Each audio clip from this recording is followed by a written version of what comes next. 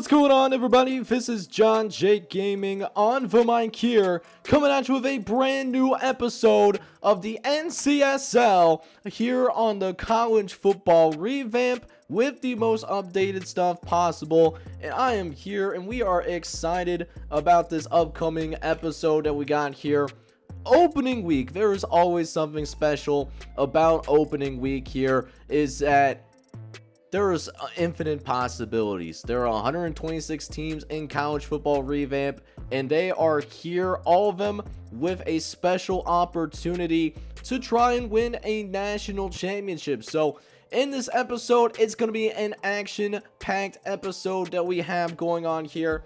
In week number 1, we are going through over a dozen college football games that are on national television here today. We're also going to show some box scores from the regionally televised games as well. So again, it's going to be an action-packed episode. I hope you guys are excited for it, and if you are, make sure you go ahead, smack that like button, hit that subscribe button if you do happen to be brand new to the channel. And with that being said, let's go ahead and hop right into the action, starting week number 1 here on the NCSL Dynasty in its inaugural season.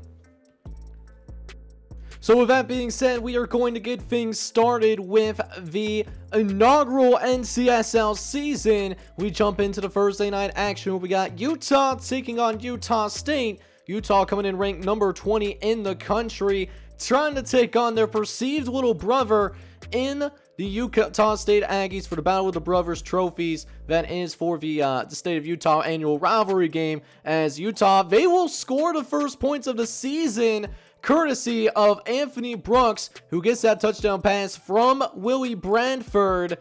So Utah, the 20th ranked team in the nation, with a 7-0 lead early, but Utah State, they're going to want to answer back as Robert Burson gets a decent little run of his own, picks up a gain of 7. They're looking desperately to take advantage of this red zone opportunity as he fakes the pitch, gets it out to the running back on the outside, could run it into the end zone, but Steve Brown is going to be marked down just at the 1-yard line. We'll see if they can punch it into the end zone very next play. And sure enough, Steve Brown is going to find his way into the end zone. And we will have ourselves a tie football game. Or at least we thought we were going to have a tie football game. But Utah State's kicker somehow finds a way to miss the extra point. You literally cannot make this up. So ends up being a little bit lower scoring of a game for now. But in that second half, Utah State's actually going to take the lead, and that's courtesy of James Byram, who's actually a transfer out of Grambling State in that FCS Dynasty, for those of you that are a little bit more OG-ish on the channel. So, needless to say, Utah State up by a field goal on the number 20th ranked team in the season. Are we going to start this episode off with an upset? It looks like Utah might have some things to say about that. They get a lot closer to the goal line as Jimmy Boone gets his 4th catch of the day. We'll see if they can punch it in on a 3rd and goal. And sure enough, they will, as Jeremy Steffens gives Utah a 4-point lead. But Utah State down to their last gasp of air. Only a minute left to play. Broken over to the left-hand side, but it's going to be dropped. Robert Burton could not have his receiver catch the ball, unfortunately. And it looks like Utah is going to escape the very first game of the season with a 24-20 win here on the road. But now we jump into a little bit of double box action here as we have number 16 West Virginia and the number 6 ranked Texas A&M Aggies both going into action here. But we'll start with the Texas A&M Aggies, who are hosting Nebraska. And this is not the Nebraska of the 2020s, right? This is not a team that has failed to go about, really being relevant. This Nebraska team, they are steadily going to be a good squad this season here in year 1 of the NCSL Dynasty. You can see that there again, that opening drive touchdown. However, Texas A&M, they'll be looking to strike back. Left-handed quarterback, though, you don't see a lot of those. And how about this for a big-time one out on the outside? Now, we're looking at 1st and goal inside the 5-yard line. A little bit of fullback dive, and look at that run. Just absolutely abusing that defender. And Singleton gets Texas A&M into the end zone as well in an emphatic way. So we got a close ball game on our hands. Might be a classic here. Again, to start this episode, just littered with great games, some great action here thus far. And you know what Nebraska's going to do to try to capitalize on that? They're going to try to go for it on fourth down. They actually get it. They will actually get the fourth down conversion. Certainly is bold because they are down here in the red zone. But, hey, you know, sometimes you got to risk it for a biscuit. That's what they did there. And it pays off big time as Nebraska has the lead here on Kyle Field. And Nebraska up by 4. We'll see what Texas A&M can do with as they are down to the last minute of this first half. But there's an interception as quarterback was his. He threw that ball, got out late, and now 1 minute left to play in this first half. They have a chance to extend this lead further. Good pass here to start off the drive, and that will be good for a first down. They will end up using one of their timeouts, however, but they'll still have 2 timeouts remaining. 1st and 10 on the very next play. Looking down the middle of the field, it's another open receiver as Texas A&M. They sent the blitz and already across the 30-yard line, eventually setting up a decent field goal opportunity, which does go in. So the Cornhuskers, they do go into the half with a 17-10 lead and builds it even further after a long-distance touchdown. Texas A&M, that number 6 team in the country, a team that, you know, was really picked to be one of those playoff contenders this season. They're not playing like it right now. They gotta get into the end zone here. Can't afford any mistakes right now as he finds a receiver in the back of the end zone. Holt is going to be there in the back of the end zone waiting for that ball. And late in the third quarter, they have a chance to tie this game. Going to their tailback on the ground, breaks a tackle, almost breaks the second tackle if he didn't have that extra help from his fellow defenders. And now looking at a 3rd and short to try and tie this game. Dropping back, looking over the middle of the field, finds his receiver yet again. That's a first down for Texas A&M. And we're coming in on crunch time. One of the last plays of the third quarter as well. Looking over the middle. He's got time. He's dancing a little bit. Moves out of the pocket, but it's going to be intercepted. And now it could be returned all the way back. Only has the safety to worry about. Tackle cannot bring him down. And it looks like he's going to have a 100-yard touchdown by Talley. Talley just changing the entire course of this game right now, as Kyle Field is absolutely speechless right now. You could hear a mouse fart in Kyle Field. Imagine that right now. And now Texas A&M, they got to go for it on fourth down. They try to call a halfback screen, but the halfback screen, that's no good. So they don't get the fourth down conversion. And now they're just hoping on their defense to make something happen, which they do eventually do, and they cut this down to just a 1-possession game. We'll see if they can come back and win that one. But we do have a studio update real quick, and we already have one guaranteed upset as Western Michigan, they are going to stun Ole Miss 45-31. The number 17 ranked team in the nation might not be ranked anymore. But now we come back to our game as Nebraska, we're going to put a dagger in them. He's trying to finish this drive off once and for all. At this point, starting to run that clock. And Texas A&M starting to use their timeouts. They got a couple left to work with, but this might be the dagger as Nebraska scores yet again. Touchdown, Cornhuskers. 38-24 is going to be your final score. So we've seen Ole Miss go down, and we're also going to see Texas A&M go down as well. So is this going to be a bad omen for the West Virginia Mountaineers, who come in ranked number 16 in the country? Well, this is not exactly how you want to start things out. Slow start for West Virginia as they still have not gotten on the board yet in this game, and we're in the second quarter now. We are firmly in that second quarter of action right now. But finally, they will have a red zone opportunity. We'll see if they can make the most of it as they call a halfback dive up the middle, and Chad Williams almost finds his way into the end zone. Very close to getting West Virginia on the board for the very first time. Looks like they go back to him, and Chad Williams will finish off the drive, and West Virginia will cut this down to just a one-possession game, at least for the moment. However, 1:41 left to play. Washington State could not score in their next possession, so if they can actually take the lead if they want to, this is one way to do it. Getting out to your receivers early. Cedric Minor being one of them with a 14-yard reception, his first catch of the day, as they'll look to continue to build off this drive. 3rd and long, though, looking over to the left-hand side, and Anthony McComb's going to hang on. The Mountaineers will use one of their timeouts. They only got one left, so if they ever got to get first downs, or they got to get themselves out of bounds if they want to actually score on this drive. 40 seconds left. Looking over the middle of the field. Finds a receiver. This is a big-time play, and it's going to be caught by Antoine Robinson with a 30-yard reception, and that will firmly have the West Virginia Mountaineers in field goal range. They could tie this game up, but I'm sure they're thinking end zone. Sure enough, they go there and find a man by the name of Marquise Thompson. Touchdown, West Virginia. And the Mountaineers will make this a 14-10 lead. And Marquise Thompson, really part of that 10 toes down movement, able to get both feet in bounds. That would have been a catch in the NFL as well.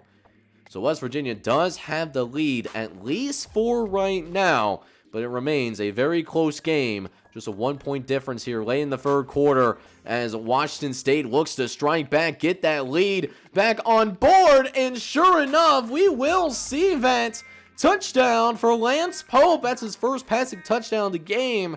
And not only will they get the touchdown, they'll also go for the 2-point conversion, and Lance Pope will find A.J. Marshall to make it to where they can no longer lose off of a touchdown. They gotta hope that the extra point is made, which, as you guys have seen in this episode, it is possible for kickers to miss on extra points. It can actually happen.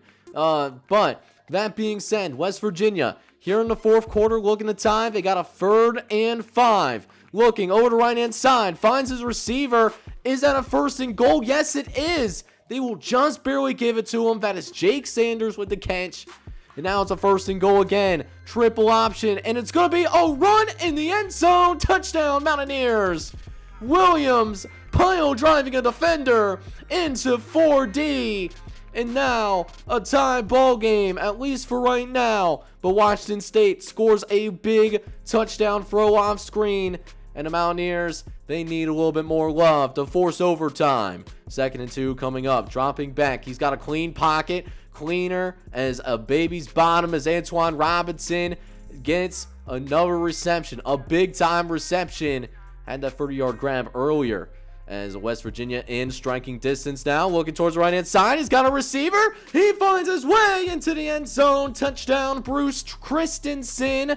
As Reggie Woods throws his 3rd touchdown pass of the game. And we got a good old-fashioned shootout on our hands, ladies and gentlemen. Back and forth like a ping pong match. Who's going to come out on top? We don't know, but what we do know is that we will actually have overtime, and we'll skip to the 2nd overtime to where Reggie Woods makes a costly mistake. He throws an interception. So all the Huskies got to do, they got to kick this field goal. If it's in, they win, and they miss the field goal. So we are actually going to need a 3rd overtime to decide who ends up winning this game. We'll see Washington State kicker make that field goal, but West Virginia, their kicker cannot do the same thing, so a really painful way to go down.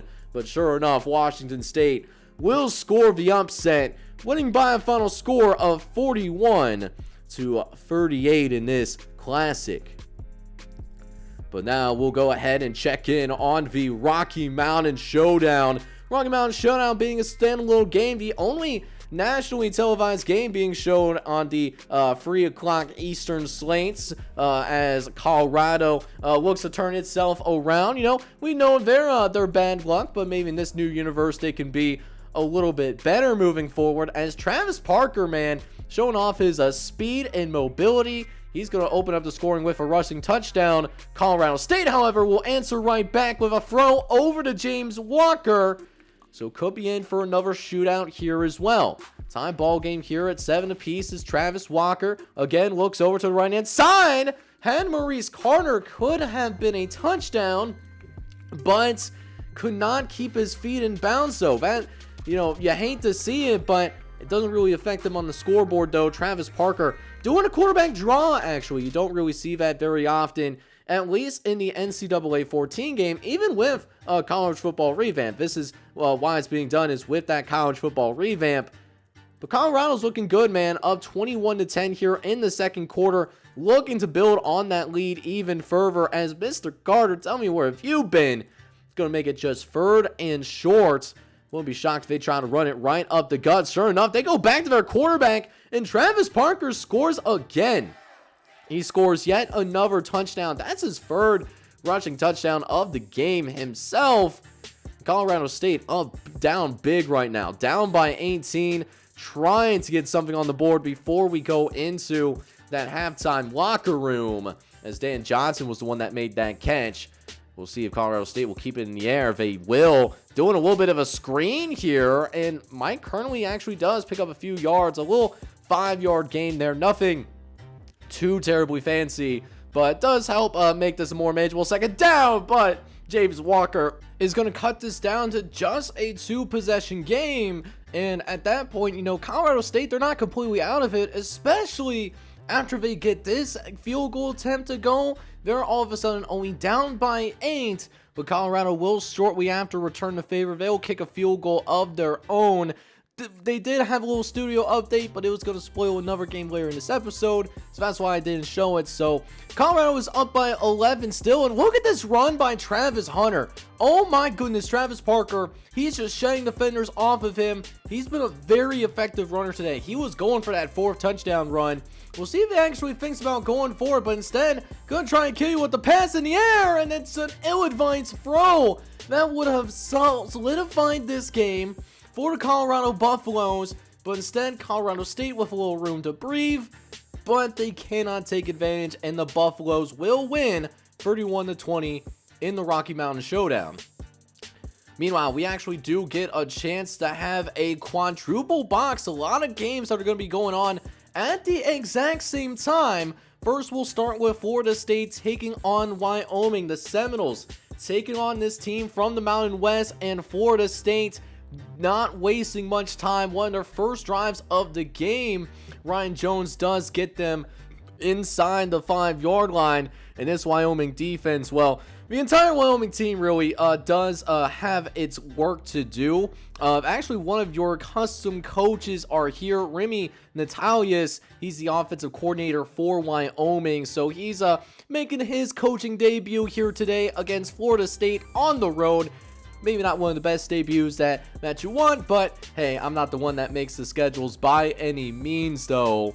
So Florida State is up 14-0 already, and they look to go all over the Wyoming Cowboys right now as they try to pitch this out to the right-hand side. They actually don't. Lewis Barrett actually does hang on to his football the entire time and does get it inside the 5-yard line as well, as they look for yet another score, and Lewis Barrett does make it happen.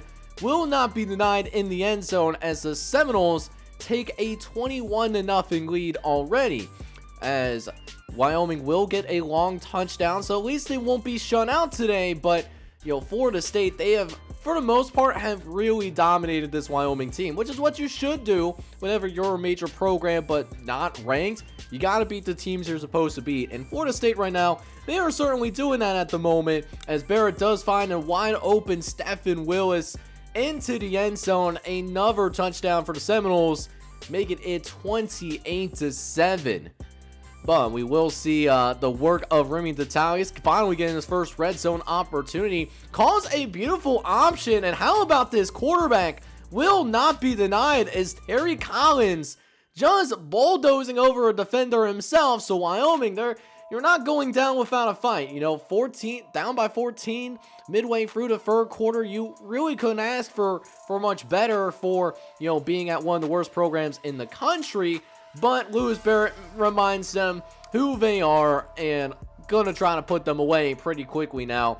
38-14 now being your score, and Here we are in the fourth quarter. Surprised the backups aren't in. This would be that territory to do so. Lewis Barrett does remain in, does get yet another touchdown. Maybe to pad the stats just a little bit. But the Seminoles do end up winning big, 58-14, ending up your final score, as it was a dominating day for the Seminoles here at home. But now we check in on Kentucky taking on the number 7 ranked Nittany Lions, and they are in Happy Valley out here in the great state of Pennsylvania. And how about this throw to get it started over to Jarvis Bell? That is a certified dot by Brian Henry. And Penn State also one of those teams that, has the capability of making it into the college football playoff later on in the season, right? So definitely a team to watch out for in this new universe. But Justin Hill will also help out in those odds as well, as they quickly jump out to a 14-0 lead over the Kentucky Wildcats. And the Wildcats, they are not going very wild on offense right now, but they will finally get that goose egg off the scoreboard, at least for the time being. They will get a field goal up there on the board. However, later in the second quarter, Henry is going to pitch it out to the tailback, who takes a couple of defenders with him, and Justin Hill scores yet again his second touchdown of the day, makes it 21-3 your score. And to put that icing on the cake, another run here for Brian Henry as Penn State quickly dominates the Kentucky Wildcats 59-27. They were not messing around and finding out whatsoever. As for Coastal Carolina, they get the opportunity to host the Georgia Bulldogs in beautiful Myrtle Beach, South Carolina. And how about Coastal Carolina? They actually jump on the number 25 ranked Georgia Bulldogs. Georgia, a team that, has fallen off a little bit in the simulation, in the process of trying to set this team up. Back, you guys know them as one of the best programs in the country, and they're still a really good program. But Georgia looking to finally take their first lead of the day against Coastal Carolina, and finally will do so after a nice throw in the back of the end zone. Andre Bryant really doing a good job putting it on the money there, as a field goal will give Georgia their biggest lead of the day, now up 17-7. Later on in the second half, Georgia continues to build their lead, but Coastal Carolina finally makes another appearance on the scorecard to at least get it down to really a 2-possession game. But really, after that, not really seeing a lot of offense in that fourth quarter. It's been a little bit of a slow day, but a little bit interesting of a story here between Fresno State and Charlotte. Charlotte, number 18 team in the nation, fun fact of the day, and they're tied with Fresno State. So we'll have to check in later in that episode what happens there. But Georgia does handle its business, though. A little shaky in the beginning, but they do win their first game. So now we jump in on Alabama playing host to the Maryland Terrapins. Alabama, of course, another program that has fallen off a little bit, but still ranked in the top 25. However, Maryland here to challenge them. Can you imagine if what you're about to see here unfolds in real life? Like, they would be absolutely pandemonium on Twitter. But Maryland with a chance to score first, a chance to take the lead, and they do. Chris Carlton looking like a tough guy there. He's going to find his way into the end zone. It's a 7-0 lead with a chance to extend this lead even further before the end of the first quarter, and they do that. So Maryland playing pretty well here at Bryant-Denny Stadium, and sure enough, Alabama finds itself down 17 points. Like, I did not expect this result when I started this simulation, I'll tell you what. But Alabama, they finally have their first red zone opportunity midway into the second quarter, so they can finally get off the scoreboard, and Josh Maxwell definitely make sure that's not going to happen. He'll finally get Alabama on that scoreboard before the half. As we jump into the second half of action, Alabama trying to close the gap on the Maryland Terrapins a little bit, trying to roll out to the right, but it's going to throw over the middle, and that's a dot to Adam Wham. Oh my goodness, that was a big time throw. Gives Alabama the lead, but that lead will not last very long, though, as Maryland does march back, tie this game up right at 20. It could still go either way. So 2 minutes left in this ball game. Maryland actually have a chance to win, but froze across his body. And that's something that you should never do as a quarterback. Any one of you guys in watching this video right now, if you're a quarterback, don't do what he just did. Patrick Hemfrill with probably one of the easiest interceptions of his career. And Chris Carlton was not a great passer today. He was doing enough, but when he needed to make a play, well, he made a play all right, but it was for the Alabama defense instead. So Alabama, they get a little bit of scare here today. They almost get upset by Maryland, but that last second touchdown does give Alabama the ultimate edge. But now we jump into a bunch of more games. 6 games happening at the exact same time right now, including the #1 team in action, as well as College Game Day going to USC, and of course, my opinion being the NCSL game of the week, Tennessee and Notre Dame. All of that's happening here in these later slates, so we're going to see all of that right now, starting with Washington. They're taking on TCU. They're on the road. Beautiful day down here in Fort Worth, Texas, but not so beautiful day for the TCU defense. It was a struggle mess for their defense, as we will get a studio update. USF, they jump on Arizona here, actually. They'll take a 7-0 lead, just like Washington takes a 7-0 lead there, too.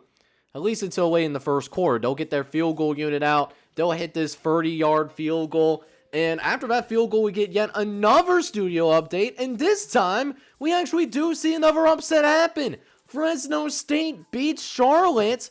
And the Bulldogs, they get a top 25 win to start the season. So you really love that for the Fresno State program.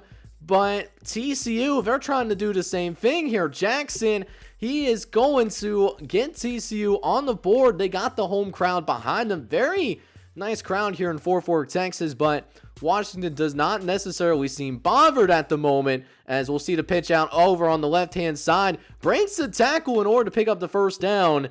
They will be inside that 15-yard line. As for the following 1st and 10, though, looks like they might do another option play. They do. Getting it out to the outside. A broken tackle. Going to be costly as Curtis finds the end zone. Touchdown, Washington. So now a 17-7 affair, as Washington really looks to pull away right now. As look at this run. How is he still staying on the feet? He gets back up. He actually finds a way to get back up.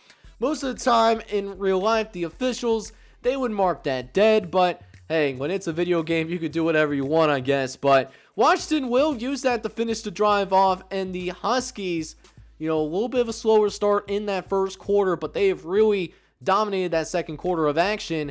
Speaking of things happening in the second quarter, we do get another studio update on the USF-Arizona game, and USF is still up by 1 touchdown, at least right now. But now we jump into the second half of action, as Washington still up 24-7 for the time being. Clean pocket working with, dumps it off to the fullback, who breaks a tackle and finds his way into the end zone. So a touchdown for the Washington Huskies, who do manage to win 41-14. And it's a great way to start your season, given you're a preseason top 10 team. As for Marshall in North Carolina, we're going to check on the Tar Heels now. But Marshall, midway through his first quarter, a chance to make a statement here on the road. When you're a smaller program, you get an old Power 5 team, on your turf, especially non-conference play. This will be a nice win for Marshall if they can find a way to get this win to happen.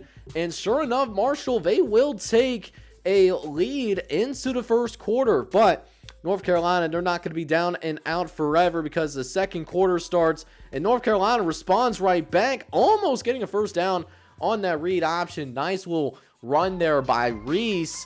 So it makes this a much more manageable second down. They go with a little toss play out on the right-hand side, and practically was untouched there, at least until well after he got across the goal line. And a very close game we got could go down to the final whistle. Jumping into the third quarter now, North Carolina, they score yet another touchdown that will end up giving them a 3-point lead that they can work off of.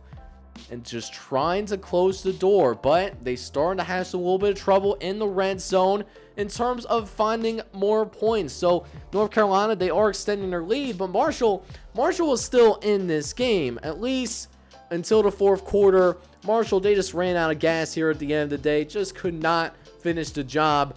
USF, though, was able to finish the job off against the Arizona Wildcats, as the Bulls do get their very first win of the season. And speaking of first wins, North Carolina, like I said, they do end up beating Marshall 31-14 off the back of Cole Hunter. But now we check in on the Miami Hurricanes, which surprisingly, even though they were facing a FCS squad, they still managed to be on national TV, which, I don't know how they pulled that off, but I guess, maybe a lot of people just really like Miami football. It is one of the more known programs in the country, so maybe they get a little bit of a benefit of the doubt. But listen, I don't want to try to overreact here because they are playing against an FCS team, but Miami, they are making quick work of them right now. Already up 21-0 right now. They could extend this lead even further, and they do, as Antoine Bryant really showing the muscle there. Again, it's an FCS school, so I don't want to overreact too much, but when you score 69 points, that certainly is very, and I mean very nice to see right there. But now we check in on the Chick-fil-A kickoff game, that opens up college football season. And we now get a chance to see the number one team in the country, and that is the LSU Tigers. We'll see if they can hold a candle to the 2019 LSU squad that won that national championship with Joe Burrow. But first, they got to win this particular game. Got to beat Georgia Tech, obviously, on a neutral site game. Although, it's not very neutral of them because this game is taking place in Atlanta. Georgia Tech, as you guys know, is located in the Atlanta area, literally. So, this is a de facto home game for LSU to start this season off. But LSU's handling it okay right now. They did give up their first touchdown right before the half, but it's still a very close game nonetheless. Could get even closer as that field goal attempt is going to be laced right through in there, so that makes it just a 4-point game all of a sudden. And LSU, having some issues scoring here in game number 1 of this season. They're still ahead. Obviously neutral site games, they have a little bit different of a feel. But Georgia Tech here, 5 minutes left in the fourth quarter. They have a chance to tie this game, and they will. They will throw a missile to rushing, and now it's all tied. The number 1 team in the nation on the ropes right now, and there's going to have to be a late touchdown by Anthony Williams to kind of calm those fears, at least a little bit. But one thing's for sure, this game right here, oh boy, is it going to be far from over right now. Georgia Tech has a chance to win, and they still got all of their timeouts too. Let's see what Georgia Tech does, but they turn the football over. They try to go for it there on 4th down. They don't get the 4th down conversion, and now LSU, if they want to, they can just run out this clock, but I think they really just want to send a message more than anything else that, hey, Georgia Tech, maybe they shouldn't have competed with us at any given point. And sure enough, Sean Callahan puts the nails in the coffin. And LSU, they were pushed today. They were certainly pushed by Georgia Tech, but they come out on top. LSU wins 31-17 as the Tigers find a way to get over 200 yards on the ground today.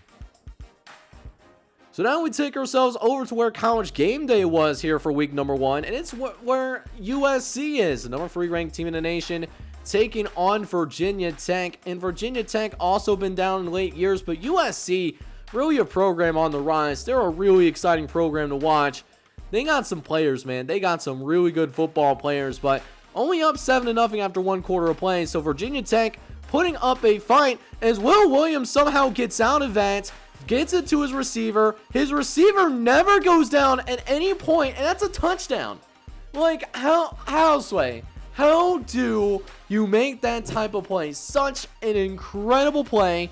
And USC, sometimes it's better to be lucky than it is to be good, but make no mistake, USC, they are a damn good football team. They got some boys that can certainly play. They're already up 21-0 as Virginia Tech's trying to get something going on the offensive side of the ball. They finally get their first red zone opportunity with 4 minutes left to play. But what's happening, though, as soon as they get into the red zone, they get pushed right back out because of a stupid penalty. It's now 3rd and 17, and that's nearly intercepted.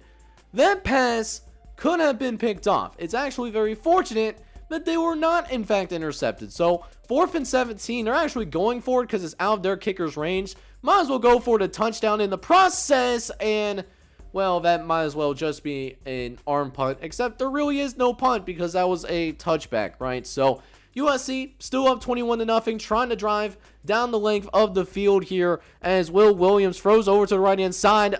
Fine, it's going to be a touchdown. They will not reward the touchdown, but they will make this 1st and goal inside the 5-yard line. However, and Will Williams will just run it himself, pretty much untouched, and USC dominates here on this college game day as the Trojans win big.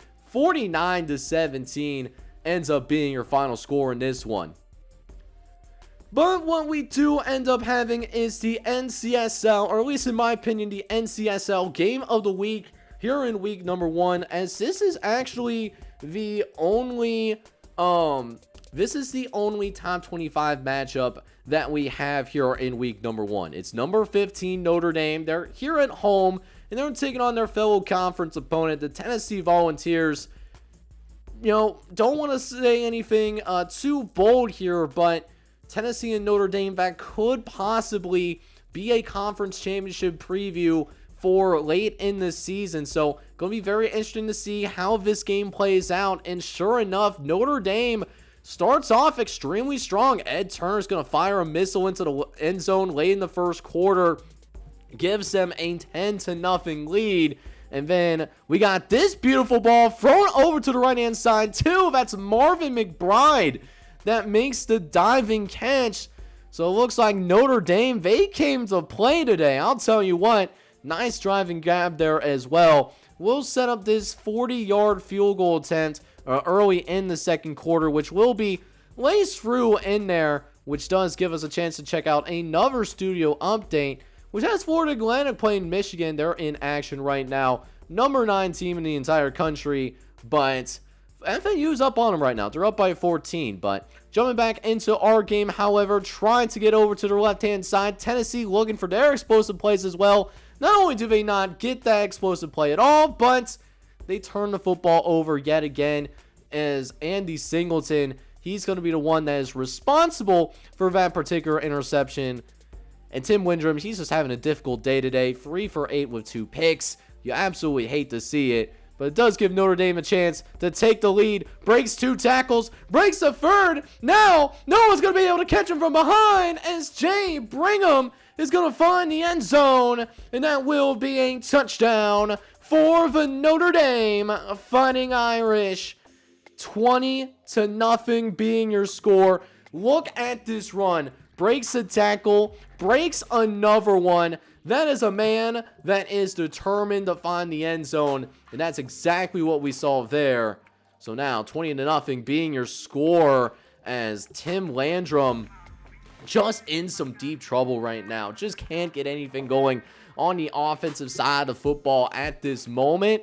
It gives Notre Dame a chance to add even more points onto the board, and sure enough, that's Jay Brigham once again opening it up. And Notre Dame, I'm surprised that the score is the way that it is. Notre Dame not only winning a top 25 game, they're dominating Tennessee right now, who's no slouch. They're number 11 in the entire country, but Tennessee, they will find the end zone late in the first half as they will connect with Drew Brown. They're going to need more than just that particular throw if they are going to come back and win this game in the second half of action.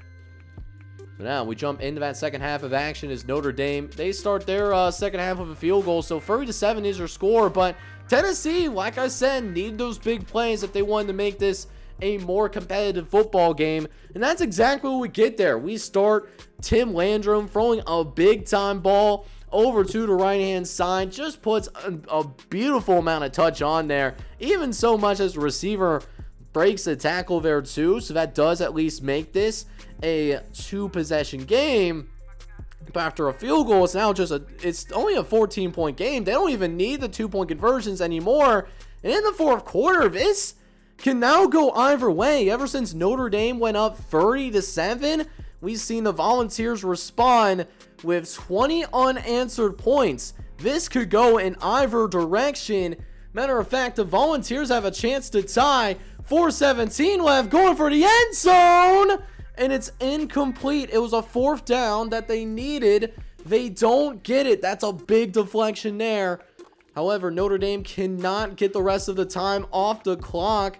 So Volunteers, they do have one more chance to possibly win this game, and it's 4th down. They gotta get to the 42-yard line. Can Landry throw over in that direction? And he had his receiver. Beautiful cut. He is lined up against a linebacker. Had no chance to catch up to him.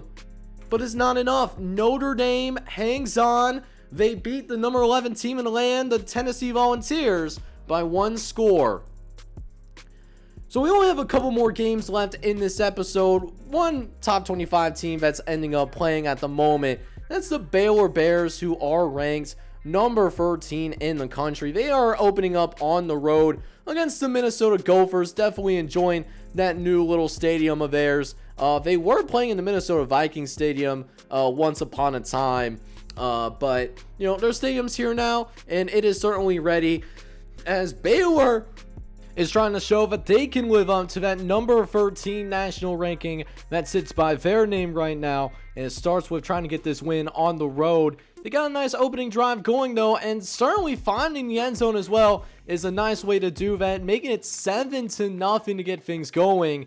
However, the Minnesota Golden Gophers, they're trying to be golden themselves, as Minnesota, going off of a running back pass, finds the end zone, and it's a touchdown for the Golden Gophers. And just like that, game is all tied up. And then we get this studio update. While we got the extra point made, Army's going to pull the upset as well, so it could be a anonymous feeling, as Missouri goes down to number 19 team in the country, also on the road as well. So someone to keep an eye on. Maybe this is a telltale sign that maybe this is Minnesota's day. But hang on now, maybe not. We got a late interception here, late in that first quarter of action. And now a chance for Baylor to possibly take the lead here. Last seconds of the first half. Looking for a big ball, and he's going to get it. He is wide, but naked open down the sideline. And sure enough, Chad Pleasant, he is going to be gone like a girl in a country song. Touchdown, Baylor Bears, and will make it 14-7 at the half. Now, in the second quarter, though, very low-scoring second quarter. Only saw some field goals exchanged between the two teams. But in the fourth quarter, though, fourth quarter things get pretty spicy. Up by 7, a chance to make this a 2-score lead. Breaks 2 tackles, breaks a third, almost breaks a fourth as well. Couldn't quite get into the end zone, though, but gonna have a goal line opportunity, as Baylor trying their best to put this game away. And sure enough, they might have been able to do that. They might have just been able to do the unthinkable, as Robinson gives Baylor that 2-touchdown lead. But Minnesota not going to give up. Down by 2 scores. 4.5 minutes left to play. We see a response right away, getting down the field extremely quickly. And now it's Minnesota that has a chance to possibly force this game to go into overtime. We'll see if the Gophers can put together a great drive. Less than a minute to play. They fake the halfback draw, throwing on the right-hand side, gets out of bounds, and also has a first down to work with it as well. And that's crucial, since Minnesota, they only have the 1 timeout that they can work off of right now. And that's going to get them in serious scoring range right now. What a throw by Jones, dotting the Baylor secondary when it matters the most. But it comes down to this 4th down. 4th and 4. Jones wants to run for it. Quarterback draw. He fights for it. and he's gonna get it. Touchdown, Minnesota. Oh my goodness, the Minnesota Gophers just tied it up against the number 13 team in the country. And then sure enough, we got overtime coming in. Baylor, they gotta make this field goal. If they miss this field goal, this game is over, and it's missed. Baylor misses the field goal, misses it wide to the right. He had the distance, and that's all she wrote as the Minnesota Gophers pull the upset 27-24. Which does take us into our final game of the episode. We got Boise State taking on the Cincinnati Bearcats in this 8 p.m. special, as we got a little bit of nip and night action, but Boise State gonna get the first points on the board though, visiting from across the country. Getting some good throws in early though, as they'll throw over the middle yet again. Jeff Owens finds Ben Burchard for a 9-yard reception that will make it 1st and goal. As now Owens will drop back. Cincinnati getting some decent pressure, but still finds Ben Burchard. Gonna be interesting to see what they decide to do here. They're going for it on 4th down, being spicy, and Owens running for the end zone and gets it. Jeff Owens gives Boise State the lead yet again. Now going to be up 14-7. But we get into the last few minutes of the first half. We'll see if he can lead yet another drive down the length of this football field. Is now 2 minutes left to play here on a 2nd and 12. Owens got some time, looks over to the left-hand side, breaks the tackle. Now already at the 45-yard line. Lots of time to work on this clock. They don't have to rush yet. They're still looking for that score. Couple plays later, Owens with a pump fake but throws over the middle. Does end up finding Ben Burchard yet again. Another 10-yard reception that allows him to pick up an easy 1st down. Boise State, they're on the move though. As Owens, he's now going to take off and run. He's inside the 30-yard line. This is a really nice drive to end the first half, and the Cardiac Cats need some help if they want to keep them out in the end zone, but Burchard kills them again. A 24-yard reception, making it 2nd and goal now. Owens fires, finds Iraham in the end zone, and that is a 2-minute drive for the Boise State Broncos. It is as beautiful of a drive that you might see all season long. The way that they worked the clock. And also, how about Iraham with a one-handed catch? That is awesome to see. They did miss the extra point, though. Their kicker, to be honest with you, their kicker is dog water. So that is why that they did end up missing that extra point opportunity. So Cincinnati is only down by 13 here as they look to get the first points of the second half. And sure enough, runs... Ed Keefe's going to make a run up the gut, picks up a 1st down, sets up a goal line opportunity inside the 5-yard line. This will make it just a 1-score game. UC's quarterback, he's going to take off, and Jonathan Moore gets absolutely flattened like Flat Stanley, but he also gets that extra point as well. But that will be as close as it looks like Cincinnati is going to get, because Boise, they will score a late touchdown, and they'll have to go for this onside kick if they want a chance to win the game. But the onside kick is unfortunately no good, and that is all that she wrote. So Boise State, they win against the Cincinnati Bearcats on the road 27-21 in what was a really nice thriller. So as we now made it through all of the nationally televised games, let's go ahead and check out some of the other games that happened in the NCSL that maybe we didn't catch in a studio update. How about this one for starters? This happened early on in the week. Central Michigan not only beating Oklahoma State, but blowing them out as the Chippewas win their first game of the year 38-7. As for the Wisconsin Badgers, they opened up against the Rice Owls, and Wisconsin handles their business, shutting out Rice in their season opener 34-0. As for UCLA, they open up their season against an FCS squad, and UCLA does win 27-9. As for the California Bears, they surprisingly make their way into the top 25, but I'm a little skeptical about this team still. They did play FCS Midwest, but only won by a field goal. It's going to be interesting to see how Cal's season turns out. As for Iowa, Iowa does get up to number 19 in the country after they open up on the road against Louisiana Tech. They handle the Bulldogs in a surprising shootout, 42-28. As for the Michigan Wolverines, they solidify themselves as a top 10 team for right now, as they do beat Florida Atlantic in their season opener, 38-10. So Oklahoma was actually ranked in the top 25, but it looks like Oklahoma and Bowling Green switch places as the Falcons pull off a stunner, beating the Oklahoma Sooners on the road 23-21. What a shocker. Oregon, however, does manage to not fall under that same trap, though, as they handle Georgia State with the seriousness that they needed. Oregon wins big, 51-28. In a big one for the Ducks.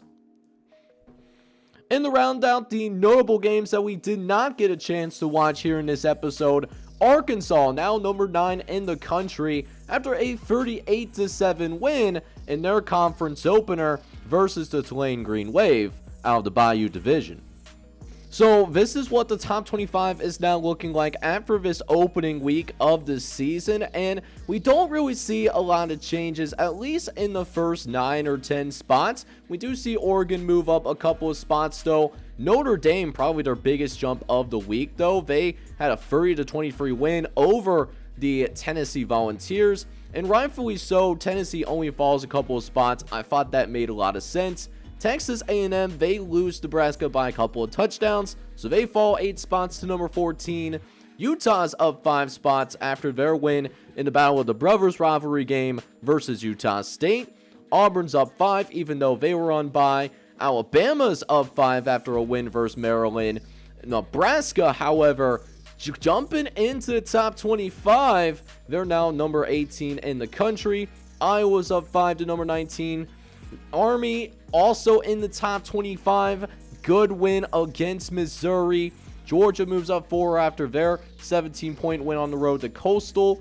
Baylor down 9 spots after a devastating overtime loss to the Minnesota Golden Gophers. And then rounding out your top 25 is the Texas Longhorns, the Bowling Green Falcons, who are brand spanking new, and the California Bears, who get in spite of barely beating a FCS squad. So we'll see. Again, watch it out for that California team. It's going to be interesting to see how that fold comes out. Also, this is what the Heisman Trophy race is looking like as of right now. Justin Triplin out of Missouri is currently leading the early going of the season, followed by Kyle Walker of Navy. Jelani Williams, who had a pretty big performance against Georgia Tech in their season opener. Then, of course, rounding out the group is John Blair, the running back, and Nick Richard, another running back out of USC. And, of course, we gotta have our NCAA Players of the Week here in week number 1. On the defensive side of football, it was senior outside linebacker Todd Carter out of USC who receives those honors in their 49-17 win versus Virginia Tech. He ends up with 14 tackles, 3 of which were for a loss. Also managed to get a sack, a forced fumble, and a fumble recovery. However, on the offensive side of football is arguably a very impressive one himself. It's junior redshirt quarterback Casey Carter. And while he went up against an FCS team, he did make the most of his opportunities since he didn't play the whole game. He ended up with 5 total touchdowns, but he had 42 yards on the ground, plus over 400 yards through the air as well. But guys, that is going to wrap things up for today's episode of the week number 1 of the inaugural season of the NCSL Dynasty here on College Football Revamp. I hope you guys did enjoy this. Let me know your feedback as well, since this is, of course, a relatively new sim league. Because I would always appreciate your feedback. I can make those adjustments, at any point. But that being said, I hope you guys enjoy the content. I hope you like that it's a little bit more different of a style than what you see from other sim leagues that you might see on YouTube. And that's why we're trying to be different. And if you're here for the ride, make sure you go ahead, smack that like button for me. Hit that subscribe button as well if you do have to be brand new to the channel. This is John Shea Gaming on the mic, signing off. Hoping you guys are all out there having a good one. Take care, everybody.